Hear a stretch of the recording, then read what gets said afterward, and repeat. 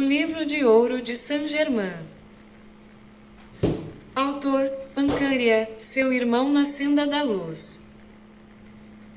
Capítulo 18. Atividade sul-americana. Saint-Germain.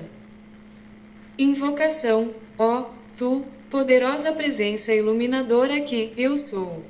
Com gratidão e louvor nós penetramos hoje na plenitude de tua presença e recebemos para todo sempre tuas bênçãos ilimitadas, tua força e coragem, teu entusiasmo jovial, as quais mantém tudo autossustentado.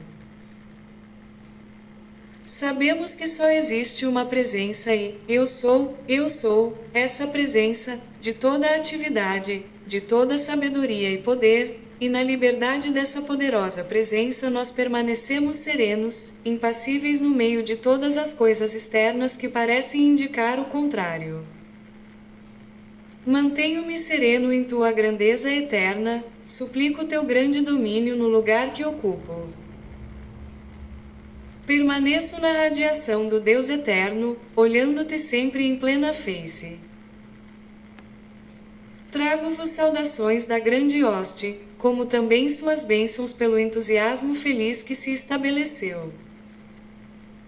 Nós nos esforçaremos por preservar-vos nesse entusiasmo jovial como o centro desta radiação, porque todos os estudantes hão de senti-lo e exercê-lo.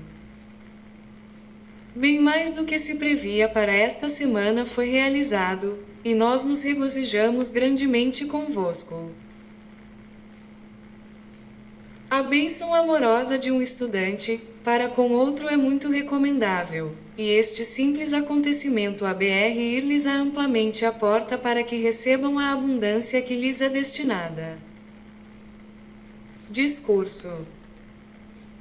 Eu teria grande satisfação se cada um dos estudantes, especialmente nesta época, empregasse com todo o entusiasmo possível a seguinte afirmação: eu sei que eu sou o uso da ilimitada opulência de Deus.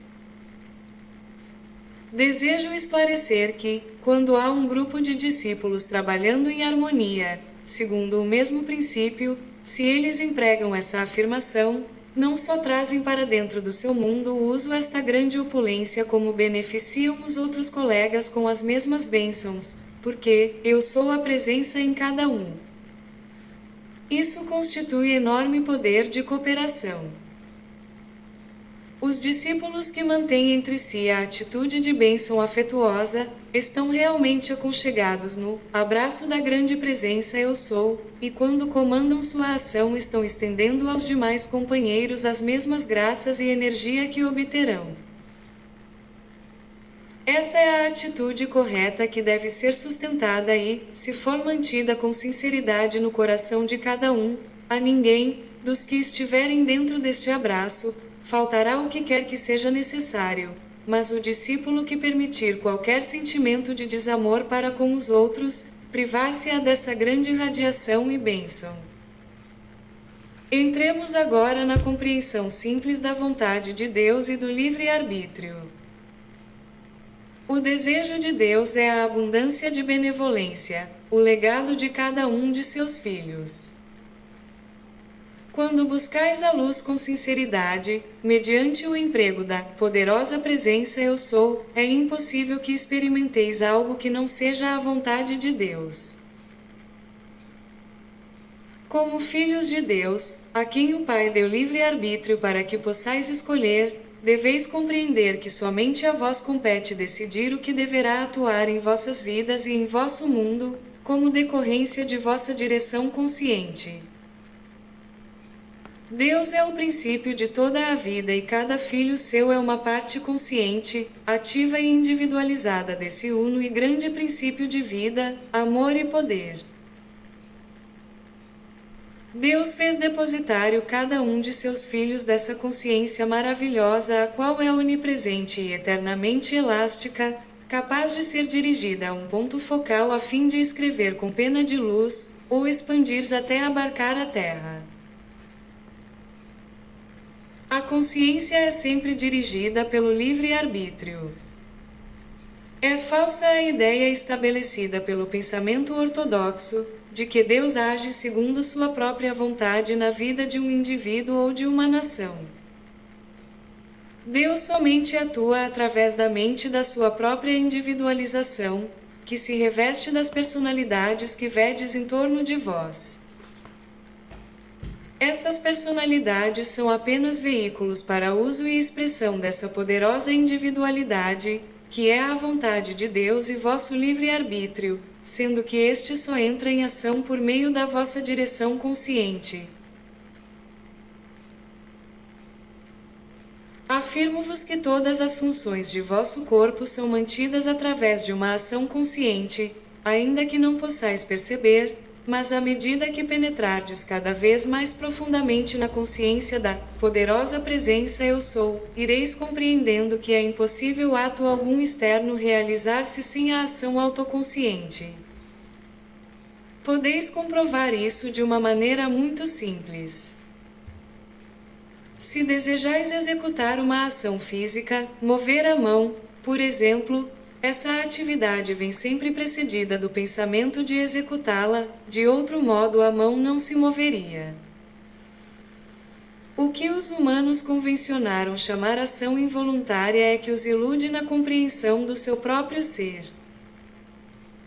Deveis aceitar esta singela explicação e nela meditar frequentemente, pois isso afastará da mente qualquer obstrução. Sois seres autoconscientes, dotados de livre-arbítrio, e isso é verdadeiramente de importância vital para todos os discípulos. A presença individualizada de Jesus, o Cristo, foi o centro das reuniões desta semana. Em uma delas, manifestou-se sob a forma da árvore da vida, sendo cada estudante um ramo. Em outra, apresentou-se tal como um pilar de irradiação deslumbrante, em sua forma pessoal visível. Na primeira vez sua forma estava dentro da árvore da vida, porém invisível, e isso sem mencionar outros mestres da hóstia ascensionada, que se achavam presentes, como Nada, Sha'ara, Lanto e eu. Desejo dizer a este grupo de discípulos, abençoados com a rosa mística, no centro de seus corações, que a todos encerro alegremente no meu abraço afetuoso para que possam usar e inalar a radiação de meu ser. Eles têm liberdade e domínio ao seu alcance, desde que se firmem nestas instruções e as apliquem. Além disso, quero que os discípulos compreendam que a corrente de vida, que flui através de sua mente e corpo, é sempre pura e inalterada, contendo toda a força, coragem, energia e sabedoria que possam desejar. Entretanto, por falta de controle de seus pensamentos e sentimentos, estão requalificando inconscientemente esta essência pura com as ideias externas em que tenham fixado sua atenção.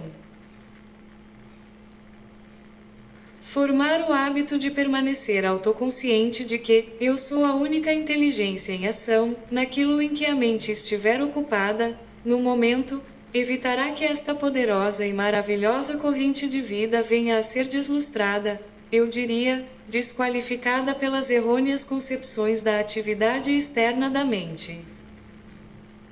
Este é realmente o segredo simples de toda a perfeição, bastando apenas compreendê-lo. Esta vida grandiosa chega ao uso de todos pura e perfeita, mas, por falta de compreensão, a mente externa está constantemente imprimindo-lhe concepções discordantes, e assim os seres humanos transformam sua ação perfeita naquilo que, na atividade externa, se lhes apresenta como limitação e discórdia.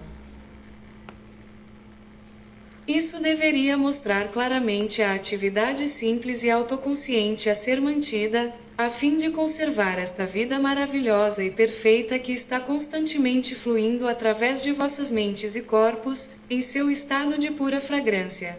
Porque, em verdade vos digo, aqueles que seguirem e conservarem essa ideia verificarão que as emanações dos próprios corpos se tornam mais sublimadas e odoríferas do que as do lírio ou da rosa.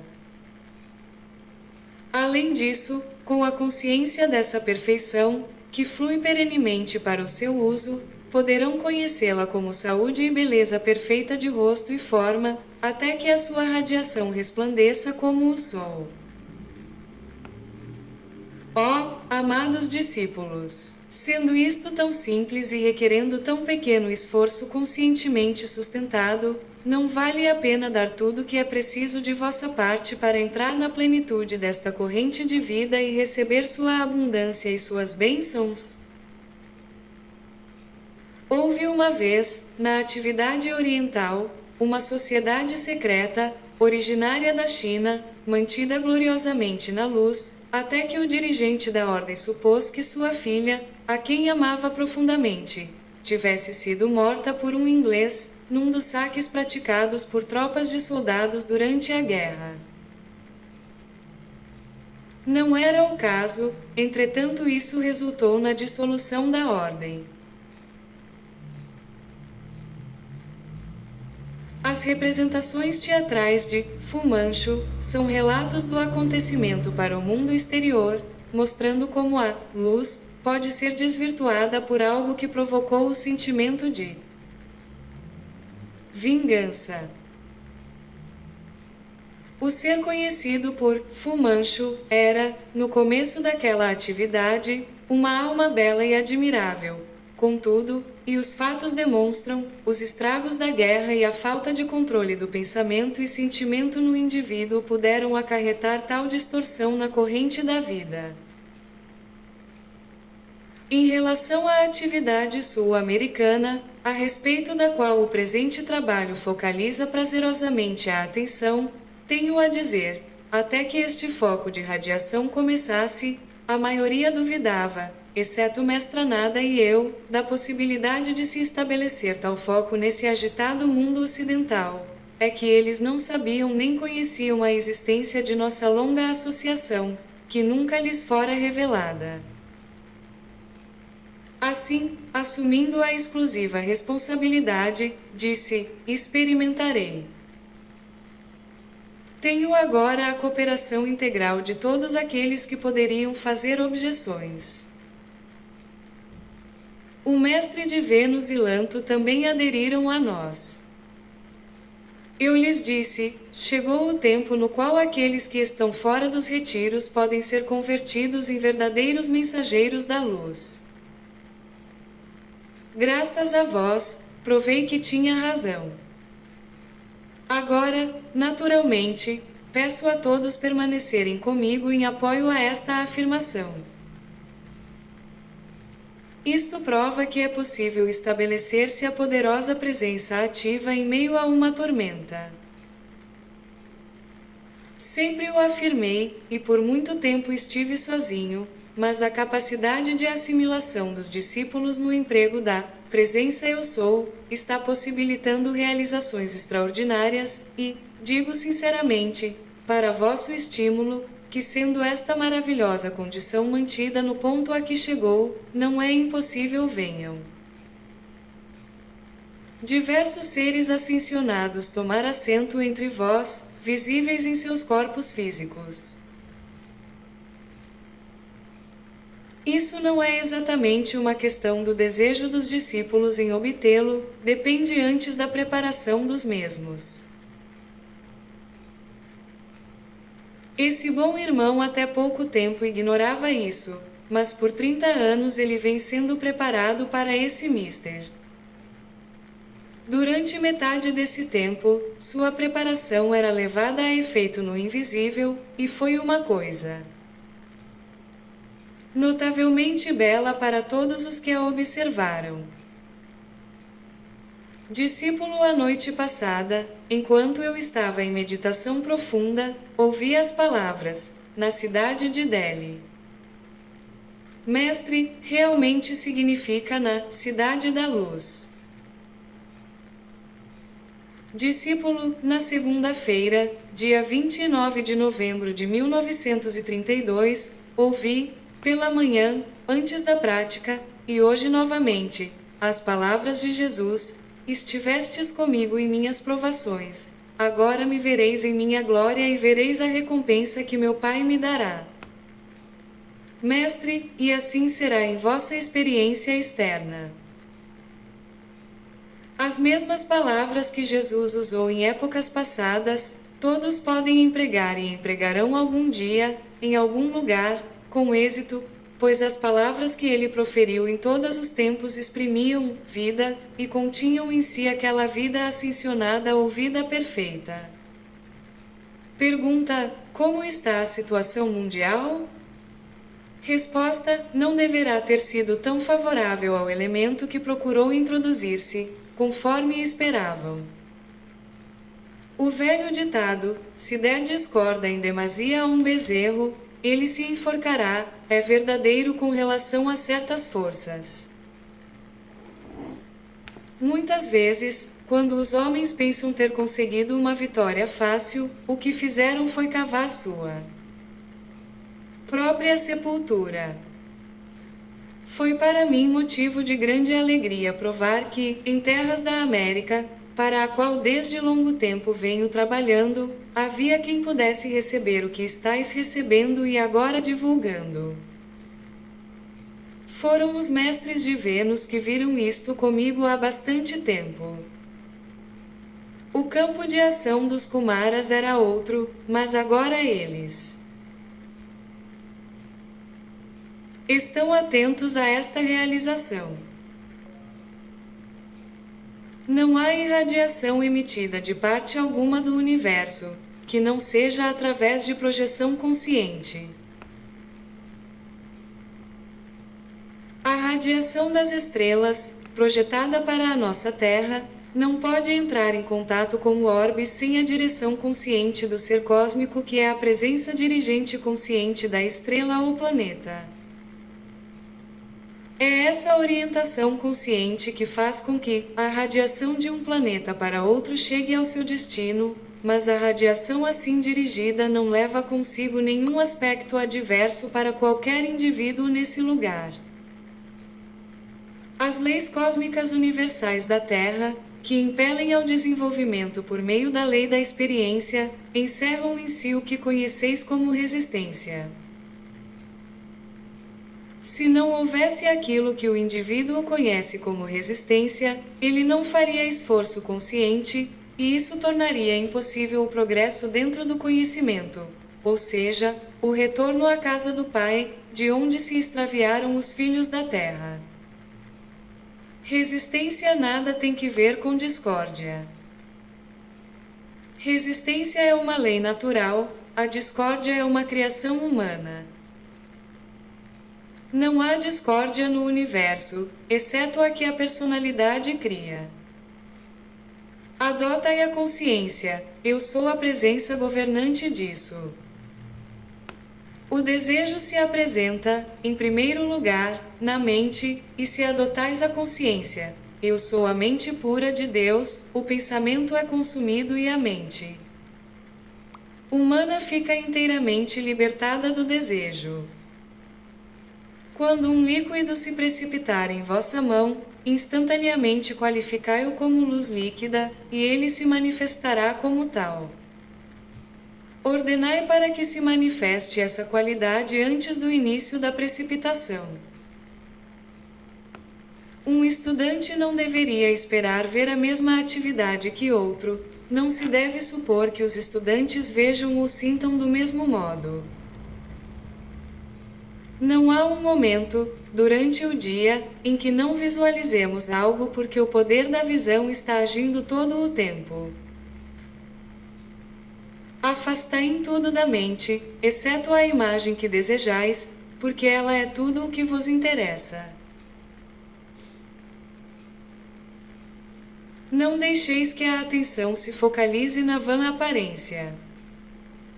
Fim do capítulo 18. Atividade Sul-Americana.